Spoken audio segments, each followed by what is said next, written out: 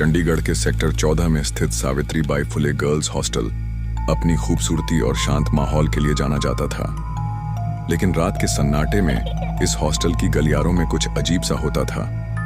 छात्राएं अक्सर फुसफुसाहटों, दरवाजों पर रहस्यमयी खटखटाहट और ठंडी हवा के झोंकों की शिकायत करती थीं।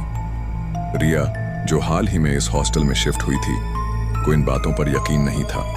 वह सोचती थी कि ये सब बस अफवाहें हैं। एक रात जब वह अपनी रूममेट के साथ देर तक पढ़ाई कर रही थी, बिजली अचानक चली गई। कमरे में अंधेरा छा गया और बाहर से हल्की हल्की फुसफुसाहट की आवाजें आने लगीं। रिया ने हंसते हुए कहा, लगता है हॉस्टल की भूतनी हमें डराने आई है।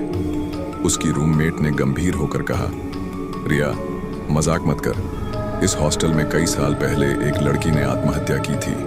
कहते हैं उसकी आत्मा आज भी यहाँ भटकती है। रिया को यह बात मजाक लगी, लेकिन तभी दरवाजे पर जोरदार खटखटाहट हुई। दोनों सहम गई। रिया ने हिम्मत करके दरवाजा खोला, लेकिन बाहर कोई नहीं था। गलियारे में सिर्फ ठंडी हवा और अंधेरा था। रात गहराने लगी। रिया ने अपने बिस्तर पर लेटने की कोशिश की, लेकिन उसे ऐसा लग रहा था जैसे कोई उसे घूर रहा हो। अचानक उसके बेड के पास खिड़की से एक ठंडा हाथ उसे छू गया।